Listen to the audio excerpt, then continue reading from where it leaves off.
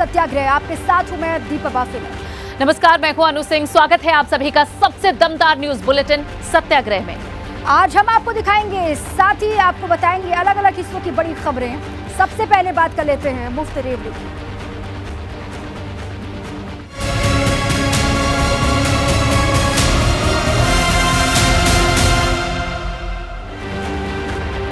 बादल कहीं बहार लाते हैं तो कहीं हाहाकार मचाते हैं। कुदरत ने कहर बरपाया तो उत्तर प्रदेश और उत्तराखंड का ये हाल हो गया। प्रचंड बाढ़ के वेग में पठानकोट में रेलवे का एक पुल टूट गया। तस्वीरें आपको दिखाते हैं। उत्तराखंड के शहरों में बाढ़ और बारिश ने हालात इस कदर बेकाबू कर दिए हैं कि सड़क सैलाब में तब्दील हो गई। भारी बारिश के बाद नदियां अपने पूरे वेग पर हैं, लेकिन लहरों की इस रफ्तार के बीच जिंदगी की जंग भी जारी है। चारों ओर सिर्फ पानी ही पानी आपको दिखाई दे रहा है। हर कोई हलकान है, हर कोई परेशान है। दूर दूर तक सड़क पर उमड़े सैलाब का कब्जा है। जो पानी हमें जीवन देता है, वही पानी हमारी जिंदगी को छीन रहा है, बस्तियों को वीरान कर रहा है। आसमान से गिरने वाली बूंदें जब धरती पर गिरकर एक हो जाती हैं, तो बाढ़ का रूप ले लेती हैं, जो सब कुछ छीन लेने को आमादा है। ये तस्वीरें यही बयां करती हुई देख सकते हैं अलग अलग क्षेत्रों में किस तरह से बाढ़ और बारिश ने तबाही मचाई हुई है। देहरादून में मंदिर में सैलाब आ गया, तो वहीं पठानकोट की तस्वीरें जहां रेलवे पुल ही टूट गया। कोटद्वार में भी बादल फटने से तबाही आई है, तो वहीं मसूरी में तेज बारिश लगातार कहर बरपा रही है। सड़कें इस वक्त जलमग्न हो रही हैं, मान लो कि सड़कों पर नदियां बहने लग गई हैं। टिहरी की तस्वीर देखिए, नदी उफान पर है और इस उफनती नदी को जो देख रहा है दहशत में है। श्रीनगर में एक मकान देखते ही देखते कैसे नदी में समा गया। नदियां अब लोगों के दरवाजों को छूकर बह रही हैं। इस कदर नदियों में पानी उफान पर है। यहां खतरे के निशान को कई नदियां पार कर चुकी हैं। ऐसे में आसपास रहने वाले रिहायशी इलाकों पर खतरा मंडरा रहा है। ये 6 तस्वीरें बयां कर रही है कि पहाड़ों पर हो रही बारिश किस तरह लोगों के लिए मुसीबत बन गई है।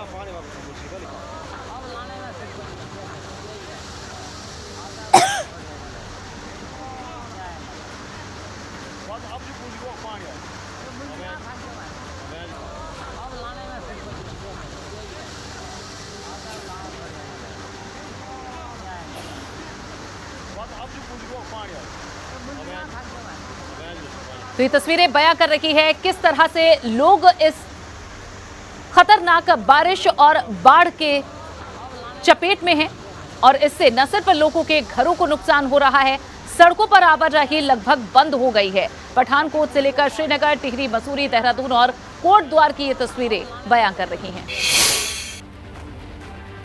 संगम नगरी प्रयागराज में गंगा और यमुना नदी दोनों ही जलस्तर लगातार इनका बढ़ रहा है। दोनों ही बेहद ही लोगों को डराने लगी हैं। दोनों नदियां 3 से 4 सेंटीमीटर प्रति घंटे की रफ्तार से बढ़ रही हैं। नदियों के जलस्तर बढ़ने की वजह से संगम जाने वाले तमाम इलाके बाढ़ के पानी में डूब गए हैं, तो अंतिम संस्कार सड़क पर ही किया जा रहा है।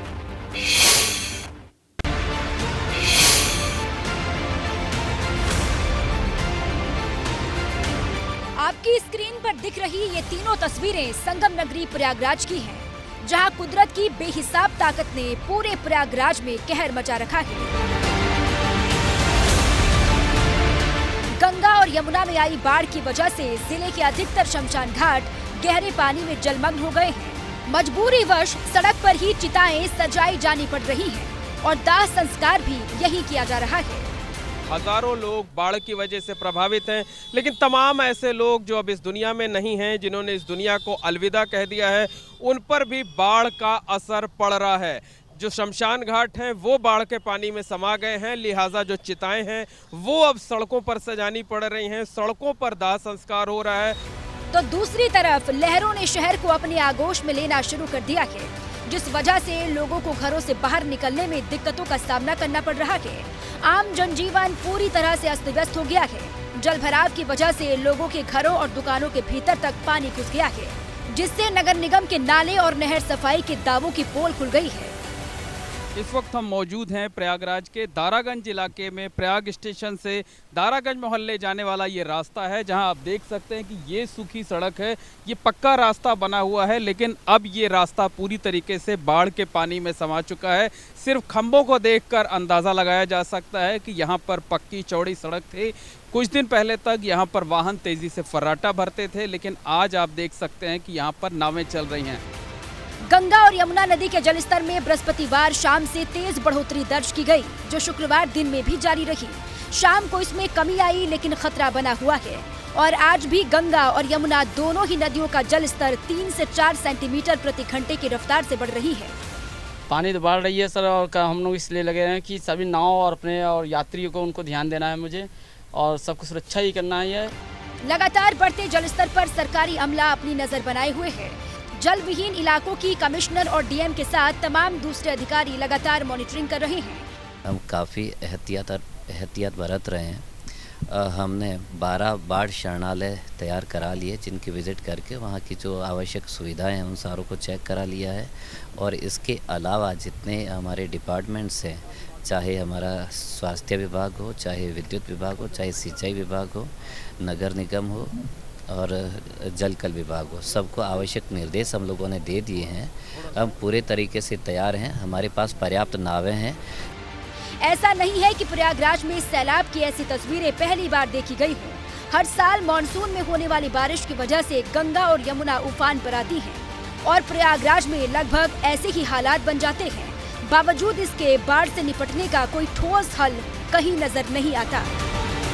Bureau report, ABP Ganga. बाढ़ जैसे हालात उत्तर प्रदेश के फतेहपुर में भी हैं, जहां जल प्रलय का खतरा लगातार बढ़ता जा रहा है। फतेहपुर में सैलाब सड़क पर आ गया है। पुल और बाढ़ के पानी में कोई फर्क नहीं दिख रहा है।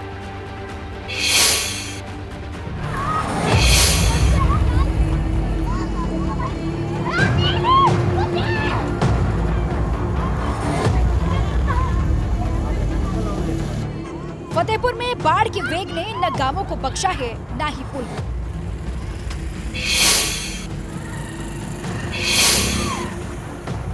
यमुना नदी की हिलोरें मारती लहरें तबाही की तस्दीक कर रही हैं।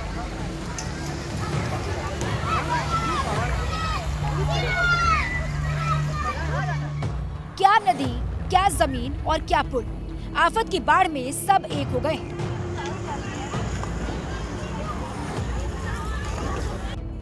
फतेहपुर में आई बाढ़ की वजह से सैलाब सड़कों पर उमड़ आया। पल भर में पूरा इलाका पानी पानी हो गया। शोर करती लहरें जब आगे बढ़ी तो किसी का कोई वजूद नहीं रहा, मानो सब कुछ लहरें समेट लेना चाहती हूँ। जिसका पहला शिकार बनी दरियापुर गांव से कोटगांव जाने वाली ये पुल, जहां स्कूली बच्चे लहरों के शोर को चीरकर आगे बढ़ने की कोशिश कर रहे हैं।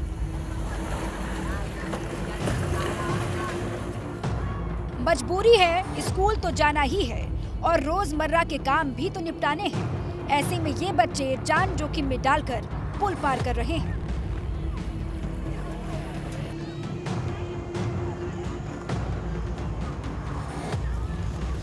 पुल पार करने में अगर जरा सी भी चूक हुई तो क्या साइकिल, क्या गाड़ी, सब के सब नदी में समा जाएंगे।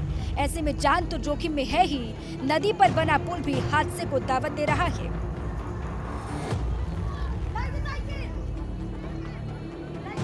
हर बार हमको यही दिक्कत झेलनी पड़ती है। साल में हर बार यही बाढ़ आती है और सरकार ये पुल नहीं बनवाती, हमको तैर कर जाना पड़ता है। फतेहपुर का ये पुल सिर्फ एक पुल ही नहीं है, फतेहपुर के कई गांवों के लिए मुख्य संपर्क मार्ग और लाइफलाइन है। जमाने से हम देखते हुए आ रहे हैं और सरकार भी नहीं ध्यान दे रही। जब भी बारिश आती है हमारे ये नदी में बहुत ज़्यादा बाढ़ लमसम 1 किलोमीटर की आती है, जिसमें नाव की भी सुविधाएं नहीं है। इसके बावजूद सैलाब के बीच जिंदगी की जंग जारी है। Bureau report, ABP Ganga. वहीं बाढ़ की स्थिति उत्तर प्रदेश के वाराणसी में भी है, जहां जल प्रलय का खतरा मंडरा रहा है।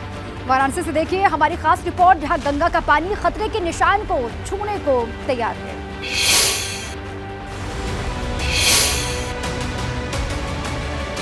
पहाड़ी इलाकों में भारी बारिश और बाढ़ का असर वाराणसी में दिखने लगा है। गंगा का जलस्तर एक बार फिर से तेजी से बढ़ने लगा है। बाढ़ का पानी शुक्रवार को 8 सेंटीमीटर प्रति घंटे की रफ्तार से बढ़ रहा था, जिससे कई निचले इलाकों में खलबली मच गई है। घाट पे लोकेशन तो खराब हो चुका है, ना नहाने का जगह है, ना पब्लिक को आने जाने का रास्ता है। आने जाने का साधन भी इस समय ये पार से उस पार में भी गड़बड़ है। पूरे घाट जलमग्न हो चुके हैं, कहीं घाटों से घाटों का संपर्क टूट गया है, नावें रुक गई हैं, लोगों को आने जाने में परेशानी हो रही। ये हमारे लिए थोड़ा सा परेशान करने वाली बात है कि हम नाव में घूमना चाहते थे, बट वो नहीं संभव हो पा रहा है। इसे देखते हुए वाराणसी के जिलाधिकारी कौशल राज शर्मा ने 80 से राजघाट तक के क्षेत्र का जायजा लिया और बाढ़ प्रभावित क्षेत्रों से संबंधित थानों की पुलिस को पेट्रोलिंग करने के निर्देश दिए हैं।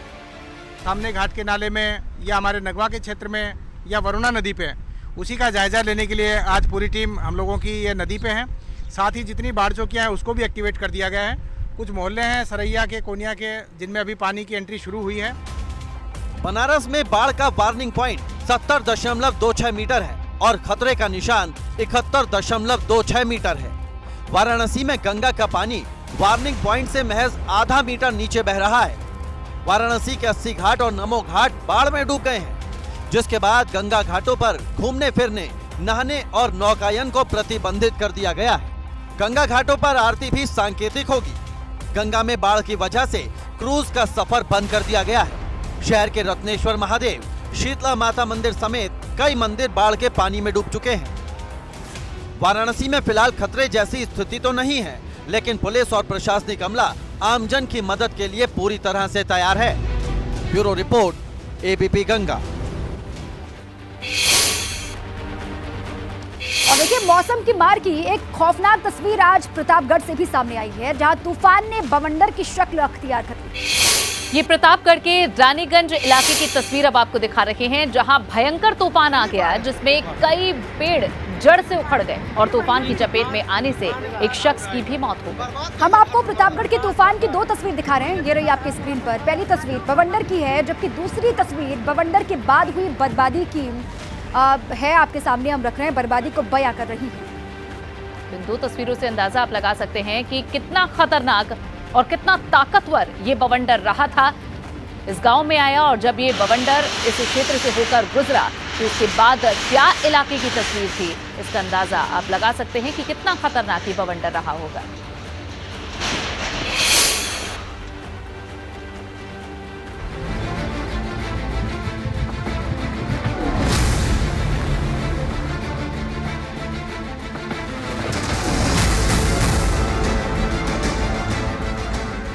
यूपी के कई जिलों में इन दिनों कुदरत का कहर देखने को मिल रहा है। कहीं नदियां अपनी सीमाओं को लांघकर गांवों और शहरों में प्रवेश कर चुकी हैं, तो कहीं बाढ़ के पानी में खेत के खेत डूब चुके हैं।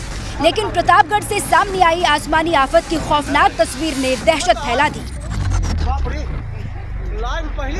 प्रतापगढ़ के रानीगंज इलाके में बवंडर की ये तस्वीर तो कुछ लोगों ने कहीं दूर से ही कैमरे में कैद की थी, जिसमें हवा ने पहले आंधी का रूप धरा, फिर चंद मिनटों में देखते ही देखते तूफान और फिर बवंडर में तब्दील हो गया।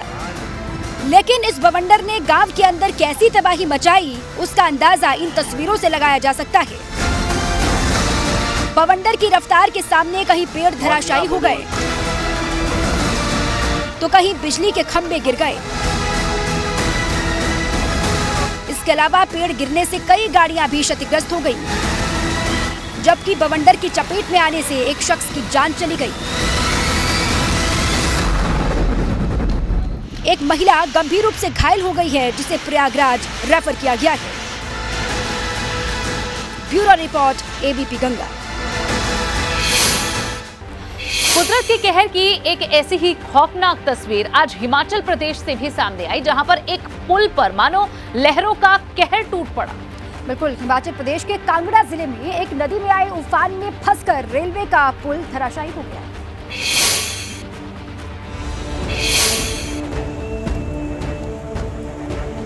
कुदरत के कहर के आगे न इंसान टिकता है, न ही उसके बनाए ढांचे।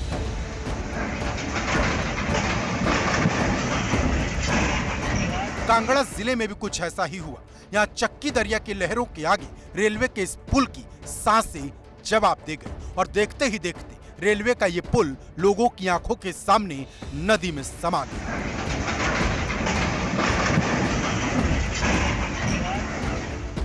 हिमाचल प्रदेश के कांगड़ा जिले में पंजाब और हिमाचल की सीमा पर चक्की नदी पर बना 800 मीटर लंबा रेलवे पुल शनिवार सुबह ढह गया। खबर के मुताबिक चक्की नदी में अचानक आई बाढ़ ने पुल के कमजोर खंभों को बहा दिया।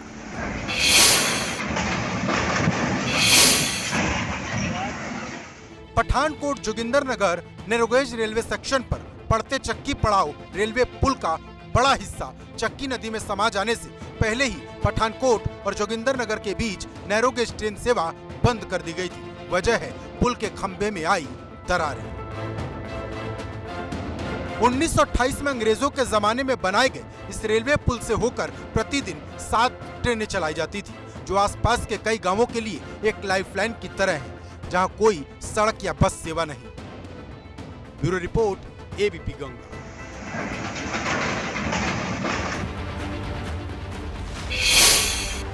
और आगे बढ़ेंगे एक बड़ी खबर के साथ। हमीरपुर में महिला जज ने एडवोकेट के खिलाफ छेड़छाड़ के आरोप में मुकदमा दर्ज कराया है। मामला जज से जुड़ा था, ऐसे में पुलिस ने भी तुरंत ही एडवोकेट के खिलाफ एफआईआर दर्ज कर ली। एडवोकेट का नाम हारून हाशमी बताया जा रहा है, जिसके खिलाफ सदर कोतवाली पुलिस को तहरीर दी गई। जज ने पुलिस को मोबाइल पर भेजे गए मैसेज के स्क्रीनशॉट भी मुहैया करवाए हैं। तो वकील पर छेड़छाड़ का आरोप है, जज ने पुलिस को मैसेज के स्क्रीनशॉट मुहैया करवाए हैं। और अरुण हमारे संवाददाता हमीरपुर से जुड़े हैं। अरुण, सबसे पहले ये पूरा मामला एक्सप्लेन करें और पुलिस ने क्या कार्रवाई अब तक इसमें की है, ये बताएं। मैं आपको बता दूं ये कि महिला जज का मामला है, इसलिए इस मामले को पुलिस ने बहुत ही गंभीरता से लिया। जैसे ही महिला जज ने कोतवाली में जाकर तहरीर दी, तुरंत ही मुकदमा लिख लिया गया। फिलहाल जो प्रकरण है मैं आपको उसमें प्रकाश डाल दूं, क्योंकि ये जो महिला जज है हमीरपुर जो कचहरी वहीं पे बैठती है, जो वकील है हाशमी भी हमीरपुर मुख्यालय का ही रहने वाला है। ये लगातार लगभग 2 महीने से महिला जज के मोबाइल पर व्हाट्सएप में मैसेज भेज रहा था। उसके बाद जब महिला जज ने कोई रिप्लाई नहीं दिया, बार बार नाम पूछा, तो उसके बाद उसने पता लगाया कि महिला जज कहाँ इवनिंग वॉक करने जाती है। तो ये यमुना पिचिंग में यहाँ महिला जज जो इवनिंग वॉक पे जाती है तो उनके पीछे पीछे जाने लगा, बच्चे कमेंट करने लगा, बात करने की कोशिश करने लगा। इन्होंने कई बार समझाया कि आप ऐसा न करें, वाकई में आपके खिलाफ एफआईआर दर्ज करा दूंगी।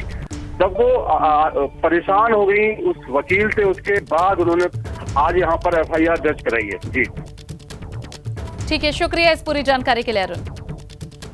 और एएसपी ने क्या कुछ कहा है इस पूरे मामले को लेकर, सुनवाते हैं।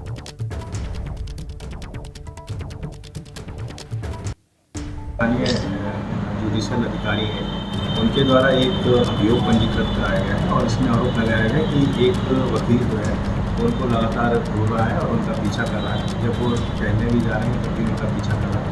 उनकी एप्लीकेशन प्राप्त होने पर तत्काल जो है अभियोग पंजीकृत कर लिया गया है और इसमें साक्ष्य एकत्र किए जा रहे हैं और इसमें जो है कार्रवाई की जा रही है। अब आगे बढ़ते हैं। यूपी में अचानक से हुई भारी बरसात से आज कई जिलों में बदहाली और अव्यवस्था की तस्वीरें सामने आई हैं। लेकिन इटावा से बारिश के दौरान लापरवाही का एक हैरान करने वाला मामला सामने आया, जिसमें कई लोगों की जान आफत में डल गई। देखिए इटावा से एबीपी गंगा की ये खास रिपोर्ट। अंडरपास में भरे बारिश के पानी में फंसी रोडवेज बस की ये तस्वीरें इटावा जिले की हैं, जहां बारिश से पैदा हुए हालात को देखने समझने के बावजूद रोडवेज बस के ड्राइवर ने सवारियों की जान आफत में डाल दी। फिर वही हुआ जो पानी से भरे अंडरपास से जबरन गाड़ी निकालने की कोशिश करने पर होता है। इंजन बंद होने से बस अंडरपास के बीचों बीच फंस गई। नगर पालिका ने दोनों तरफ बैरिकेडिंग लगा के रखी है। ये बैरिकेडिंग वहाँ पे क्या नाम पुलिस वाले होते तो वो जाती नहीं अंदर। नहीं था, आप सीधे खुले चले आए ड्राइवर। नहीं तो आप तो इटावा के रहने वाले, ये तो आपको पता है कि इस अंडरब्रिज में मुसीबत आती है बरसात में इसी तरीके से। नहीं, हमें तो पहली बार मतलब मालूम है कि फंसी गाड़ी और पहली बार ऐसा हुआ। रोडवेज बस अंडरपास में फंसी थी और बस में बैठे लोग सांस थामे सकुशल अंडरपास से निकलने का इंतजार करते रहे। लेकिन जब ड्राइवर से पूछा गया कि उसकी इस लापरवाही से सवारियों की जान भी जा सकती थी, तो सुनिए उसका क्या कहना था। 20 लोग अगर मुश्किल में फंस जाते हैं, फंसे तो थे ही, उनकी जान भी जा सकती थी। क्या जान जा क्या जान जा सकती? क्यों पानी में डूब जाता कोई आदमी? अरे पानी इतना कहाँ भरा था, पानी में डूब जाती। जहाँ गाड़ी का नाम फंस गई है और इसके लिए खेद है।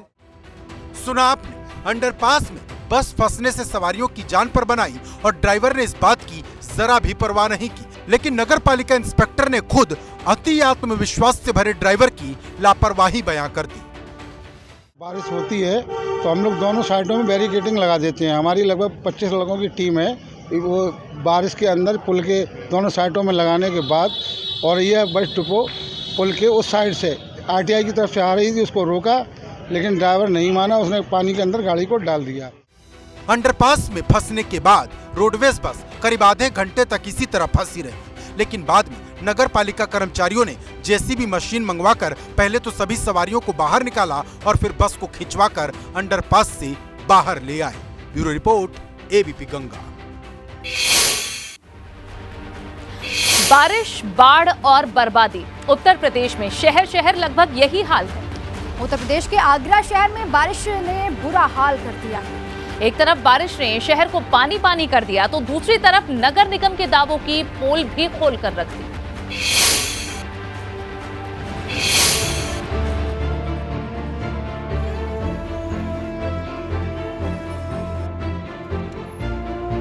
आफत की ये तस्वीरें ताज नगरी आगरा से हैं, जहां शहर पर सैलाब का कब्जा है। दूर दूर तक रास्तों का नामो निशान तक नहीं। जन्माष्टमी पर शुक्रवार की रात से शुरू हुई बारिश से आगरा पानी पानी हो गया। शनिवार की सुबह झमाझम बारिश हुई, जिसने शहर की सूरत बिगाड़ दी। ड्रेनेज सिस्टम फेल हो गया, नाले उफान पर हैं। शहर में जगह जगह जलभराव हो गया, जिस वजह से शहर की सड़कें पानी से लबालब हो गई। घरों और दुकानों में भी पानी भर गया। नगर निगम की महाढील है, इसमें कोई सफाई नहीं है, कोई कुछ नहीं है। दिखाने के लिए सफाई हो रही है, बाकी इतना पानी भर जाता, बहुत दिक्कत होती है। आने जाने वाले पब्लिक को बहुत दिक्कत होती है। भले ही बारिश ने शहर का मौसम सुहाना कर दिया हो, लेकिन इसी बारिश की वजह से आम जनजीवन पूरी तरह से अस्त व्यस्त हो गया है। जगह जगह जलभराव से लोगों के घरों और दुकानों के भीतर तक पानी घुस गया, जिससे नगर निगम के नाले और नहर सफाई के दावों की पोल खुल गई। मौसम विभाग के पूर्वानुमान के मुताबिक दिन भर बादल छाए रहने और बारिश होने के आसार हैं। रविवार को भी बारिश हो सकती है। शहर में जलभराव की वजह से लोगों को मुसीबत झेलनी पड़ रही है। जहां नजर जाएगी वहां पानी ही पानी है। शहर मानो टापू में तब्दील हो गया है। बारिश के पानी ने जनजीवन की हालत बद से बदतर कर दी है। साथ ही मॉनसून आने से पहले की इस बारिश ने स्मार्ट सिटी के कामों की पोल भी खोलकर रख दी। Bureau report, ABP Ganga. और इसी बीच लखनऊ से एक बड़ी खबर मिल रही है, उससे आपको रूबरू करवा दें। किसानों के लिए सीएम योगी का बड़ा ऐलान है। पूरी बिजली मिलेगी किसानों को और नहीं कटेंगे अन्नदाताओं के tubewell connection. CM Yogi Adityanath ने बारिश और फसल की बुवाई की समीक्षा भी की है। किसानों का नहीं होने देंगे नुकसान, ये सीएम योगी की तरफ से कहा गया है। तो किसानों को बड़ी राहत देने का ये ऐलान है। पूरी बिजली मिलेगी और अन्नदाताओं के ट्यूबवेल के कनेक्शन भी नहीं कटेंगे। ये सीएम की तरफ से एक राहत भरी खबर किसानों के लिए। और अनुभव हमारे संवाददाता जुड़ गए हैं। अनुभव, और क्या शामिल है इसमें और क्या कुछ राहत दी गई है? देखिए, आज मुख्यमंत्री ने बैठक की। जिस तरीके से उत्तर प्रदेश के कई जिलों में सूखे जैसे हालात हैं, कम बारिश हुई है, उससे लेकर ये बैठक की और उसमें जो समीक्षा की मुख्यमंत्री ने, तो ये बात सामने आई कि अभी 19 अगर हम बात करें 19 अगस्त तक पूरे प्रदेश में 284 मिलीमीटर ही बारिश हुई है, जो 2021 की तुलना में तकरीबन आधी है, क्योंकि तब 504 मिलीमीटर बारिश हुई थी और 2020 में तो ये 520 थी। तो इसको लेकर मुख्यमंत्री ने अधिकारियों को निर्देश दिया कि किसानों को कहीं पर कोई दिक्कत ना होने पाए, खास तौर से क्योंकि जब सूखा पड़ रहा है या बारिश नहीं हो रही है तो फिर ट्यूबवेल ही सहारा है। और मुख्यमंत्री ने कहा कि किसी भी किसान के ट्यूबवेल का कनेक्शन नहीं काटा जाए। अगर कुछ बिल भी बकाया है तो उसको समझ दिया जाए, लेकिन ट्यूबवेल कनेक्शन नहीं काटा जाएगा। और साथ ही साथ जिस तरीके से ट्यूबवेल कई जगह खराब है, उनको भी कहा कि 36 घंटे के भीतर अधिकारी इसको देखें कि कैसे वो ठीक होगा। बारिश कब होगी इसके लिए एक तकनीक होती है और उसका इस्तेमाल विकास खंडों में किया जाए, इसको कहते हैं रेन गेज, ताकि समय से किसानों को जानकारी मिल सके। और ये भी कहा है कि अधिकारी जो है वो कोशिश करें कि सोलर पैनल किसानों को ज्यादा नहीं, या उनको बताएं कि सोलर पैनल से क्या लाभ है। खासतौर से कुछ दिनों में जो न्यूनतम बारिश हुई, इसका बुआई है उस पर असर पड़ा है। और मुख्यमंत्री ने अधिकारियों को कहा कि वहाँ जाएं, सर्वे करें, देखें किस तरीके से वहाँ पर किसानों को समस्या हो रही है। हालांकि कल और आज आप देखिए तो प्रदेश के कई इलाकों में काफी बारिश हुई है। ठीक है अनुभव, शुक्रिया इस पूरी जानकारी के लिए आपका। बढ़ेंगे आगे। नोएडा की सोसाइटी में महिला से अभद्रता करने का आरोपी श्रीकांत त्यागी इस वक्त सलाखों के पीछे पहुंच चुका है। लेकिन श्रीकांत त्यागी को लेकर अब त्यागी समाज लामबंद हो गया है और रविवार को नोएडा में एक महापंचायत बुलाई गई है।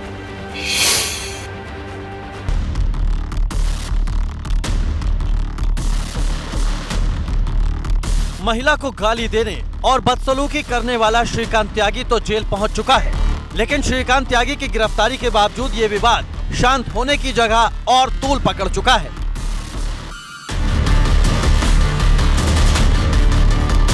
क्योंकि श्रीकांत त्यागी पर हुई कार्रवाई से नाराज त्यागी समाज रविवार को नोएडा में महापंचायत करने जा रहा है, जिसके केंद्र में आ गए हैं गौतम बुद्ध नगर से भाजपा सांसद महेश शर्मा। महेश शर्मा है जिन्होंने इस मामले को अंतर्राष्ट्रीय बना दिया और एक त्यागी समाज को बदनाम करवा दिया। उस महेश शर्मा के खिलाफ कार्रवाई की जाए। शर्मा सांसद जो वहाँ के बीजेपी शर्मा सांसद, उनके खिलाफ कार्रवाई की जाए और उनकी संपत्ति की जांच की जाए, क्योंकि उसने जो संपत्ति इकट्ठी कर रखी है वो कोई मेहनत से नहीं की। दरअसल महिला से श्रीकांत त्यागी की बदसलूकी की घटना के बाद भाजपा सांसद महेश शर्मा ही ग्रैंड ओमेक्स सोसाइटी पहुंचे थे, जिसके बाद इस मामले ने तूल पकड़ लिया और सोसाइटी में दबंगई और बदसलूकी के आरोपी श्रीकांत त्यागी के खिलाफ कार्रवाई हुई। इसी के बाद से महेश शर्मा नाराज त्यागी समाज के निशाने पर आ चुके हैं। बतंगड़ बनाया गया है, ये एक राजनेता के द्वारा बनाया गया और उस राजनेता को यानी वहाँ का स्थानीय सांसद जो महेश शर्मा है, उन्होंने जो एक अस्पताल से अपने से दूसरे में अंडरग्राउंड बना, किस हक के, कौन सा नक्शा पास किस अधिकारी ने किया है। हालांकि इस मामले में भले ही भाजपा सांसद महेश शर्मा को लेकर नाराजगी साफ दिख रही है, लेकिन महापंचायत से पहले त्यागी समाज ने अपील की है कि राजनीतिक दल उनके कार्यक्रम से दूर रहें। हम जो मान ली इतनी बड़ी पंचायत कर रहे हैं जिसमें 1.5-2 लाख आदमी आने की उम्मीद है, तो वहाँ अपना कोई प्रतिनिधि ऐसा भेजे जो हमारी मांगे सुने और हमसे एक ज्ञापन ले, जिससे कल को मतलब कोई अगर दंगा फसाद हो जाए मान लो 10 दिन बाद, तो कम से कम वो चीज पता तो हो जाए उन्हें भी, शासन प्रशासन को भी ये पता तो लगे। नोएडा के सांसद हैं महेश शर्मा, उनसे तो खासकर नाराजगी है त्यागी समाज की। तो इनका साफ तौर पे ये भी कहना है कि अगर उन्होंने जो भी अतिक्रमण किया हुआ है तो उनके यहाँ भी बुलडोजर चलना चाहिए। गाजियाबाद से एबीपी गंगा के लिए मैं शक्ति। लखीमपुर में 18 अगस्त से शुरू हुआ किसान संगठनों का धरना एक दिन पहले ही खत्म हो गया। किसान संगठन केंद्रीय गृह राज्य मंत्री अजय मिश्र टेनी की बर्खास्तगी की मांग को लेकर 18 से 21 अगस्त तक धरने पर बैठे थे, लेकिन एक दिन पहले ही किसानों ने अपना धरना खत्म करने का ऐलान कर दिया है। लेकिन क्या है इस फैसले के पीछे की असल वजह, इस रिपोर्ट में देखिए।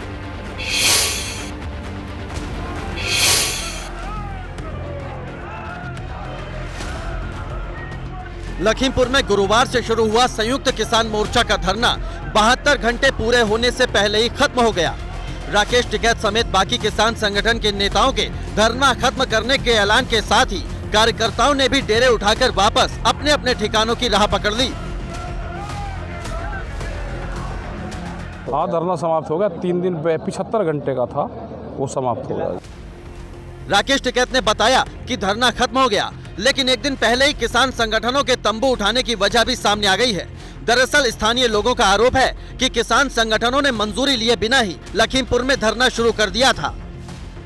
समाचार पत्रों से मालूम भी पड़ा है कि किसी भी प्रकार की अनुमति नहीं थी, उसके बावजूद भी आज ये इनको किस तरीके से यहाँ बैठने दिया गया। क्यों आओ भगत करी जा रही है ऐसे लोगों की जो दंगा फैलाने में माहिर हैं। केंद्रीय गृह राज्य मंत्री अजय मिश्र टेनी की बर्खास्तगी समेत कई मांगों को लेकर किया गया ये धरना 18 से 21 अगस्त तक चलना था, लेकिन पहले दिन से ही इस धरने में धार नदारत थी। रही सही कसर टिकैत के एक बयान के बाद उठे विवाद ने पूरी कर दी, जिसमें उन्होंने लखीमपुर के लोगों को गुंडा कह दिया था। इसी के बाद से लखीमपुर में टिकैत का विरोध शुरू हो गया। हमारी मांग है कि तत्काल ये माफ़ी मांगे और विभिन्न धाराओं में, संगीन धाराओं में इनके खिलाफ FIR दर्ज हो, उनको गिरफ्तारी किया जाए। किसान संगठन वैसे तो अजय मिश्र टेनी की बर्खास्तगी की मांग को धरने की वजह बता रहे थे, लेकिन माना जा रहा है कि इस धरना प्रदर्शन के जरिए किसान संगठन एक बार फिर से अपने आंदोलन को हवा देना चाह रहे थे। लेकिन टिकैत के बयानों और बिना तैयारी के शुरू किए गए धरने ने संयुक्त किसान मोर्चा की पूरी रणनीति फेल कर दी। Bureau report, ABP Ganga.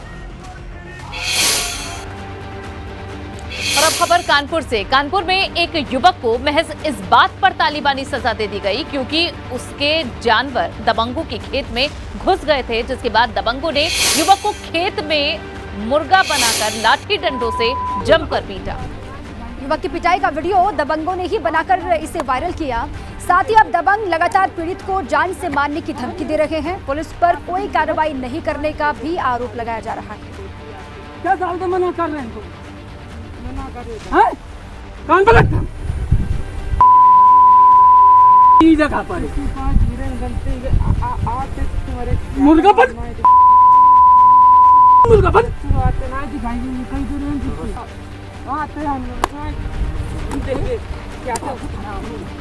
तस्वीरें आप देख रहे हैं जहां महज जानवर दबंगों के खेत में घुस गया, इसी को लेकर किसान को बुरी तरह से पीटा गया है। दबंगों ने युवक को खेत में मुर्गा बनाकर लाठी डंडों से पीटा, अभद्र भाषा का इस्तेमाल किया, गाली गलौज की। और अब युवक का कहना है कि जब इसकी शिकायत पुलिस में की गई तो पुलिस भी कार्रवाई नहीं कर रही है। दबंगों ने युवक को तालिबानी सजा दी है। जानवर खेत में चले गए थे इनके चरने के लिए और उसके बाद गुस्सा देखे किस तरीके से सातवें आसमान पर और लाठी डंडों से उसको पीटा गया। खेत में ही उसको मुर्गा बनाया गया और उसको पीटने की, उसके साथ गाली गलौज करने की ये तस्वीरें आप देख पा रहे हैं। खुद ही ये वीडियो वहां पर मौजूद किसी दबंग ने बनाया और उसको खुद ही वायरल कर दिया। और अब बढ़ते हैं आगे। वाराणसी में पोस्टर को लेकर माहौल गर्म हो गया है और संस्कृति को लेकर सवाल खड़े होने लगे हैं। ऐसा क्या है इस पोस्टर में और क्यों उठ रहे हैं सवाल, इस रिपोर्ट में देखिए।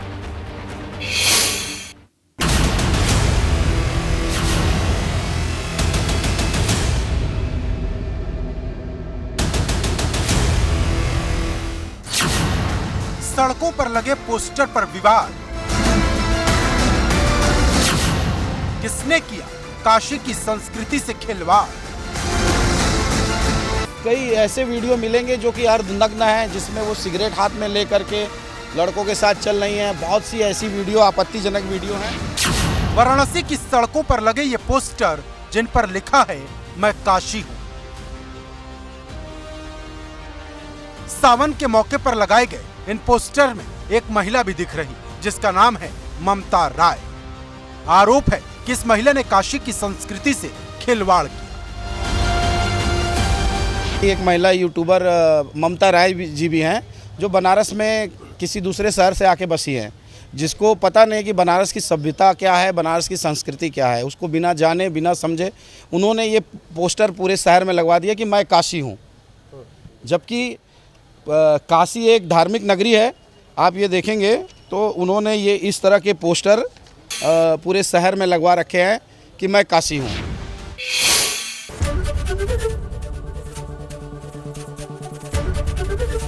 ABP गंगा, खबर आपकी, जुबान आपकी।